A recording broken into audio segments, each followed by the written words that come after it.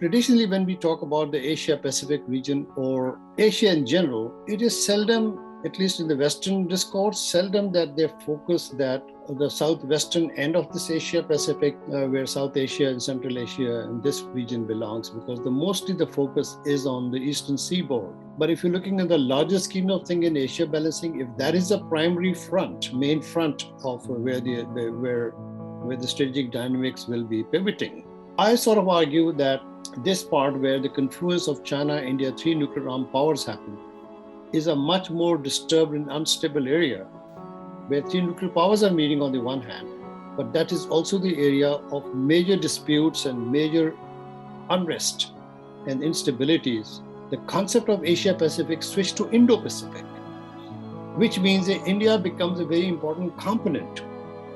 If India becomes an important component of Asian power balance, then whole of South Asia actually drifts along with it into the game. So you can see that if there's a chessboard here, this has become a very important piece on that chessboard in terms of balancing of Asia. But I sort of argue in the sense that this is not truly a strategic triangle between China, India, and Pakistan. I mean, it looks like a triangle, you can define it that way, but a strategic triangle has many other prerequisites, which is not necessarily met by this kind of dynamic between India and China for a wide variety of reasons, which I can explain in a second. But what we do notice is that there are two asymmetric dyads at play here, which is more aptly explain the kind of dynamics that is happening in this part. And I actually identified in sort of three levels of what those strategic dyads look like. Ideological, sort of a rivalry or contest, you can say, territorial disputes, which can easily be defined. And then there's the power asymmetry between the countries. I'll come out to the policy nuclear doctrinal dissonance between the three countries, which is a very important factor, and that's going to be affecting the confidence building measures or any other restraint regime that the countries may think about in the future. So with India and China both explicitly declared the no first use, but China's declaration of no first use has been unconditional no first use. India's no first use policy was conditional. That's the essential difference between the two. But the fact that China's no first use did not dissuade India into competing from, and India's no first use being conditional did not impress Pakistan in the process, which never announced its policy, but it's very much explicitly known that they will not have a no first use, but they will have a first use policy.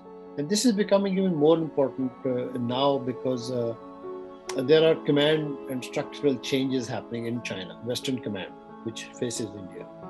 India is reorganizing its own command system, orienting towards China and then reorienting towards Pakistan. And then new technological things are sort of being inducted into the system. Now, if that is happening, I think it's going to affect the doctrine.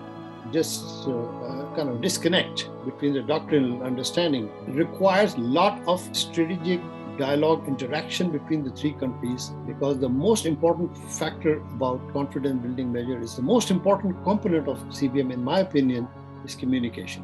A CBM will only matter when there is a sort of an obtaining environment that actually induces confidence. India-Pakistan dyad is, in my view, hit with greater dangers because of the nature of so much of absence, despite all the cultural and historical and common history. But unfortunately, the manner in which that is happening is more likely. I would say that I'm actually suggesting 5 concrete steps for both countries to do separately with each other, and then essentially within a trilogue at some point in the future. And that is again to create the political environment, which is again in the spirit of the Panchsheel Foundation.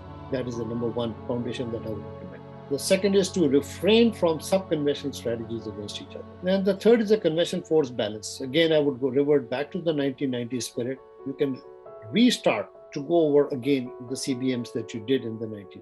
It's important that you start. The fourth is to have an institutional mechanism to prevent crisis escalation. And the fourth point would be that some kind of a institutional framework should be created in a manner that just sort of create every state unbiased from the other. You have other threats, you have other reasons. So it's not that nation state lose their sovereignty about their own threat perception. You leave them enough leeway on that. And especially with new technologies, it's important that militaries talk to each other. There has to be a dialogue to prevent an incident at sea between China and India, and possibly between India and Pakistan,